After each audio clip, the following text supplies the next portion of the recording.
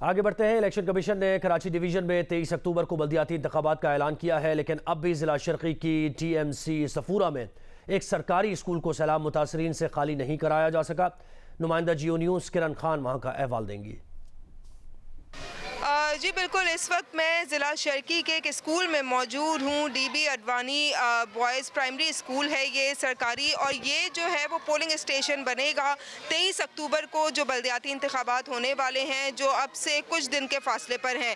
تاہم ابھی بھی یہاں پر متاثرین سیلاب کی ایک بڑی تعداد موجود ہے، اور صرف یہی اسکول نہیں، اس کے ساتھ جو دیگر سرکاری اسکول ہیں وہ بھی پولنگ اسٹیشن بنائے جائیں گے، لیکن وہاں پر بھی سیلاب متاثرین جو ہے ایک بڑی تعداد میں موجود ہیں۔ اتنے جلدی یہ سیلاب متاثرین کس طرح سے منتقل کیے جائیں گے، کس طرح یہاں پر بلدیاتی انتخابات کی پولنگ کے لیے جو ہے وہ انتظامات کیے جائیں گے۔ جو متاثرین سیلاب سے ہماری بات ہوئی تو ان کا یہی کہنا ہے کہ اب تک ان کو نہ منتقلی کے حوالے سے بتایا گیا، نہ انہیں یہاں پر وہ سہولیات بھی دی جا رہی ہیں جو ان کو ملنی چاہیے۔